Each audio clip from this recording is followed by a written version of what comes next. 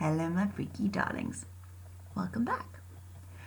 This week, I'm taking a trip on Beijing's ghost bus, also known as the last bus to Fragrant Hills. It was a dark and stormy night in November 1995. A young man boarded the last bus heading to Beijing's Fragrant Hills, located in the Haidian district. Shortly after the man boarded the Route 302 bus, two men tried to wave the bus down. Now, in some variations of the story, the bus number is 330, and in others, it's 375. The bus driver was reluctant to pick them up, since they weren't at a proper bus stop. But because it was the last bus of the night, he felt sorry for them and decided to pick them up anyway. Sucker. So once they were on board, passengers noticed they were wearing some pretty awesome robes from the Qing dynasty, which was between 1644 and 1911. And that there were actually three men, not two. One of them had long, messy hair and was being supported by the two who had originally waved the bus down. Now, apparently the men's faces were unusually pale, and they didn't interact with any of the passengers on the bus.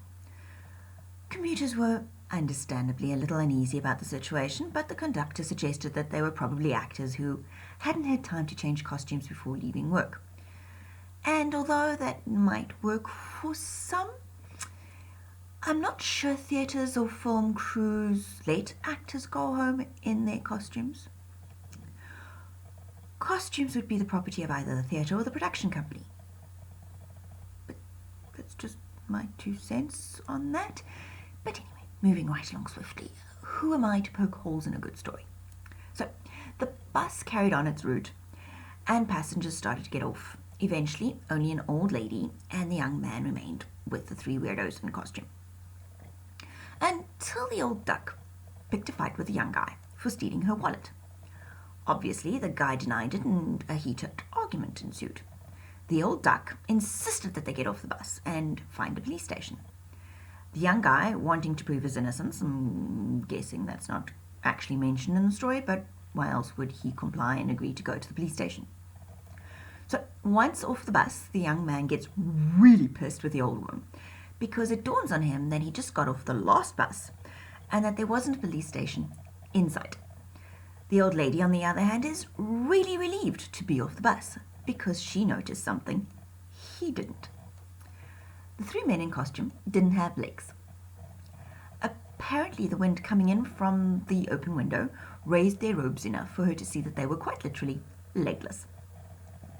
The following morning, the bus was reported missing, and according to some variations of the story, it took 3 days for the bus to be found in a reservoir miles away from its final destination at Fragrant Hills.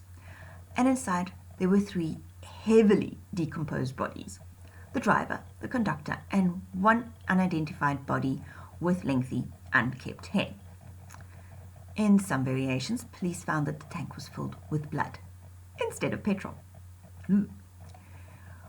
What's also weird is that the bus didn't actually have enough fuel to get to the reservoir. Maybe that's why there was blood in the tank. And the bodies were too decomposed for the time period they'd been missing. There also wasn't any security footage from the reservoir showing the bus on how it ended up in the reservoir. In some variations, it's an old guy who saves the young man's life and a woman in a red dress who hijacks the bus instead of the three guys. Now, this entire urban legend begs a few questions.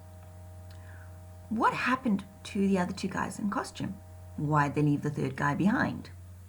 Were they trying to save their buddy but failed, so the bus driver and the conductor ended up dead as well? Was the third guy even part of their little duo? Was it just the two of them, actually, and they just dragged that guy in for shits and giggles? Yeah. Loads of questions and zero answers. So, what do you think? Anyway, that's it for this week. If you've enjoyed this video, please hit the like button. If you're into the things like pop in the night, serial killers, conspiracy theories, urban legends, haunted places, and other weird shit, please hit that subscribe button. If you've read any of my books and enjoyed them, be a freaky darling and please leave a review wherever you bought it. And if you're interested in getting a free copy of my zombie novella Oasis and other freebies and exclusive content, please subscribe to my newsletter. You can find out more details about that on my website, which is www.joandelahaye.com. Anyway, thanks for watching, and until next time, stay safe, stay healthy, and stay off that last bus. You never know who or what is going to get on it. Anyway, doodles.